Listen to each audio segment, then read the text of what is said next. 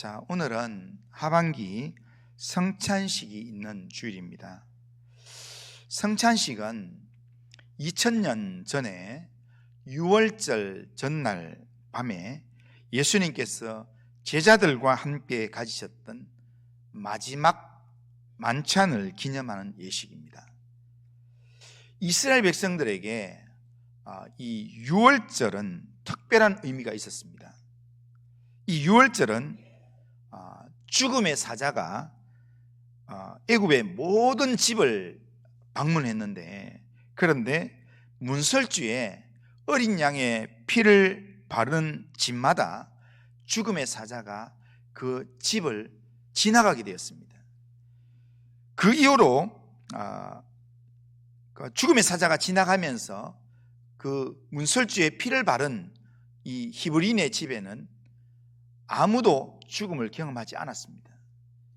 그래서 생명이 보존된 날이라 해서, 구원을 경험한 날이라 해서 6월절을 기쁨의 절기로, 구원의 절기로 그렇게 생각이 되었고, 이날 이후로 6월절은 죽음에서 생명으로, 또한 속박에서 자유로 구원이 이루어진 날이라 그렇게 사람들은 기억하고 그날을 즐거워하고 기쁨으로 보내게 되었습니다. 그런데 바로 그 6월절 전날 밤에 예수님께서 제자들과 마지막 식탁 자리를 마련하셔서 식사를 나누셨습니다. 그러니까 6월절 식사를 위한 그런 모임이라면 기쁨의 노래가 울려 퍼져야 될 밤이었지만, 그 자리는 기쁨보다는 십자가의 죽음의 그림자가 드리워져 있는 그런 밤이었습니다. 예수님은 이미 말씀하셨습니다. 오늘 우리 읽진 않았지만 마태복음 26장 2절에 보면 이렇게 말씀합니다. 너희가 아는 바와 같이 이틀이 지나면 6월절이라 인자가 십자가에 못 박히기 위하여 팔리리라, 그렇게 말씀합니다. 그러니까 예수님이 지금 이 하루 지나고 지금 이 목요일 밤이니까요. 그러니까 이 금요일 밤에 팔려서 그리고 토요일 날 십자가에 죽게 된다라는 것을 예수님께서 말씀하셨다는 겁니다. 그리고 제자 중에 지금 그 자리에 있는 가룟 유다는 이미 예수님을 제사장들에게 넘기기 위해서, 은 30에 넘기기 위해서 이미 결심을 한 상황이었습니다. 그 밤의 식탁은 단순한 그냥 마지막 식사 자리가 아니었습니다. 그것은 예수님께서 자신을 내어주는 사랑의 자리였고, 또한 우리를 위해서 죽음으로 들어가는 사랑을 시작하는 자리였습니다. 자, 그렇다면 왜 예수님은 예수님의 죽음을 앞두고 왜 떡과 잔을 제자들에게 나누어 주었을까요? 오늘 본문을 통해서 성찬 속에 담긴 예수님의 사랑과 또한 죄사함의 은총, 그리고 연합의 의미를 우리가 좀 잠깐만 생각해 보면 좋겠습니다. 예수님은 떡을 가지고 축사하시면서 제자들에게 주시면서 받아서 먹어라, 이것은 내 몸이다, 이렇게 말씀하셨고요. 그리고 잔을 들고서 예수님께서 말씀하시기를 너희가 이것을 다 마시라, 이것은 죄사함을 얻게 하려고 많은 사람을 위하여 흘리는 바 나의 피 곧 언약의 피니라, 그렇게 말씀하셨습니다. 이 말씀은 예수님께서 자기의 몸과 피를 온전히 우리에게 주시겠다 약속하시는 그런 말씀입니다. 어린 양의 6월절 어린 양의 피가 문설주에 발라질 때에, 그럴 때 죽음의 사자가 그 집을 지나갔던 것처럼 예수님의 피로 말미암아 우리 위에 드리워져 있는 사망의 그 그늘이 걷어지면서 우리 위에 생명과 구원의 문이 열리게 될 것이다 라고 약속해 주는 그런 구원의 약속의 말씀입니다. 제자들은 처음에는 이 예수님의 말씀을 이해하지 못했습니다. 그러나 예수님이 십자가에 달려 죽으시고 부활하시고 난 다음에 부활한 주님을 딱 만나고 나니까 영적인 눈이 딱 뜨이니까 그때 이 말씀 그 말씀이었구나, 그 말씀이 이 말씀이었구나 라는 것을 깨닫게 되었습니다. 예수님의 죽음이 그냥 끝이 아니라 사랑의 완성의 내용이었구나 라는 것을 깨닫게 되었던 겁니다. 성찬에 우리가 대하면서 성찬에 우리가 받는 떡은 예수님의 몸을 상징하는 거고, 또한 성찬에서 우리가 받는 잔은 예수님의 피를 상징하는 겁니다. 이것은 떡을 나누고 잔을 나누는 이것은 단순한 의식이 아니라 이게 예수님이 우리를 얼마나 사랑하시는지를 눈으로 보고, 또한 손으로 만지고, 그리고 입으로 느끼라고 그렇게 우리에게 의식을 하게 하는 그런 예수님이 우리를 얼마나 사랑하시는가에 대한 사랑의 표지입니다. 예수님의 십자가는 죽음의 표지가 아니라 우리를 향한 하나님의 사랑의 표지입니다. 우리가 떡과 잔을 받을 때마다 우리는 떡과 잔을 받으면서 주님이 나를 이렇게까지 사랑하셨구나, 살을 찢기면서까지, 살을 나에게 주시면서까지, 피를 나를 위해서 흘리면서까지 나를 사랑하셨구나, 이것을 새롭게 깨달아야 하고, 또한 그것을 깨닫는 게 성찬의 바른 의미입니다. 그러므로 성찬은 단지 추억의 예식이 아닙니다. 성찬은 지금 이 순간에도 살아 역사하는 예수님의 사랑을 지금 묵상하는, 현재형으로 우리가 예수님의 사랑을 묵상하는 그런 이 내용입니다.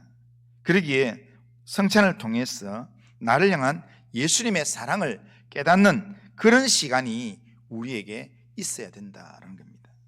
그러나 예수님의 사랑은 단지 우리가 깨닫고 감동으로만 머무는 그런 내용은 아닙니다.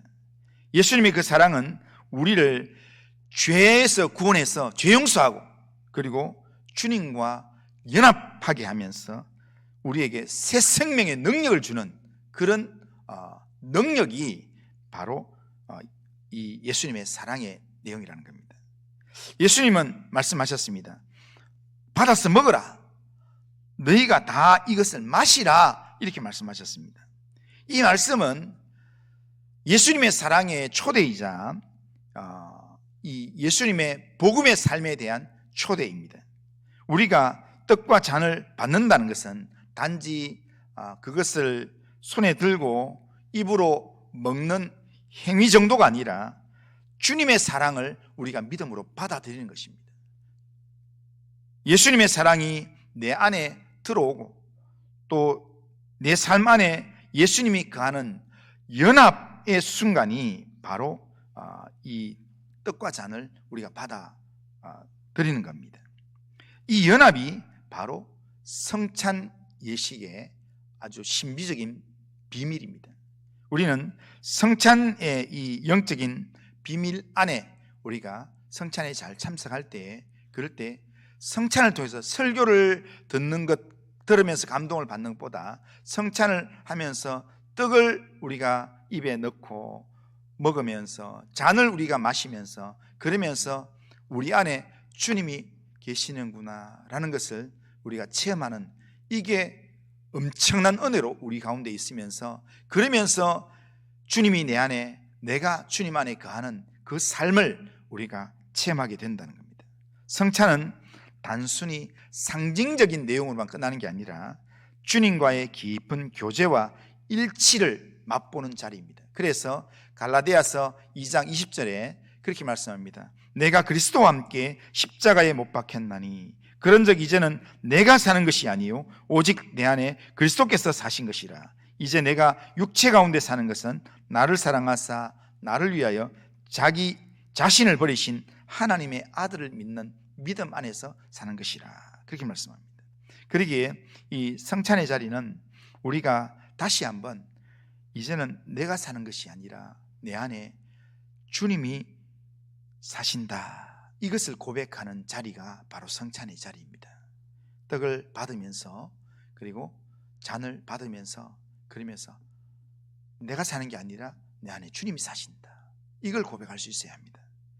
종교개혁자 존 칼빈은 기독교 강요에서 이런 말을 했습니다. 하나님께서 우리에게 주신 은혜의 통로가 세 가지가 있으니 말씀과 성령과 성례다, 그렇게 얘기합니다.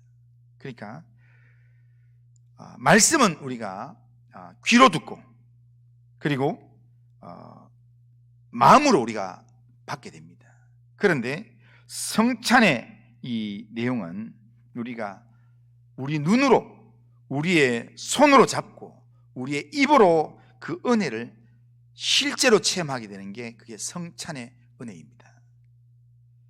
성령께서 역사하실 때 말씀이 은혜가 되고, 또 성령이 역사하실 때 성찬의 이 떡과 잔을 우리가 받는 순간, 성령이 역사하는 순간 정말 이 하나님의 사랑이, 주님의 사랑이 우리 안에 채워지는 정말 놀라운 은혜를 우리가 경험하게 된다는 겁니다.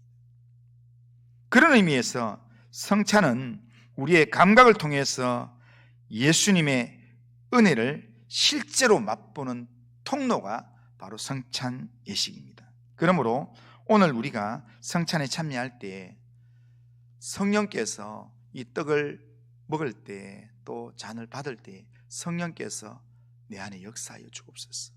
그래서 떡을 받고 잔을 받는 그 순간 십자가에 달려 죽으신 예수의 그 은혜가 하나님 내 안에 체험되어지게 하시고, 성령께서 나로 하여금 주님 안에 거하고 주님이 내 안에 거하는 그 은혜를 하나님 회복하도록 인도하여 주옵소서.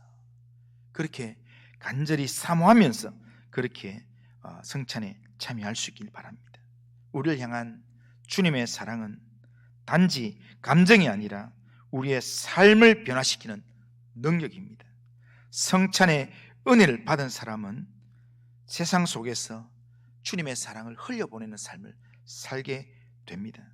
성찬의 떡과 잔은 예수님께서 주신 사랑의 표식이고, 그 사랑을 세상에 나누라고 하는 사명의 표식입니다. 그렇기 때문에 이 성찬의 떡과 잔을 우리가 성령 안에서 제대로 받으면, 성령이 내 속에 역사하면 내 속에 주님이 계시는구나, 그걸 느끼게 되고, 그리고 주님의 그 사랑을 나도 세상 가운데 전해야 되겠다, 이런 마음을 우리가 가지게 된다는 겁니다. 그러므로 우리는 이 성찬이 주는 복음의 결론을 마음에 꼭 새길 수 있길 바랍니다. 예수님은 죽음의 자리를 사랑의 자리로 바꾸셨습니다.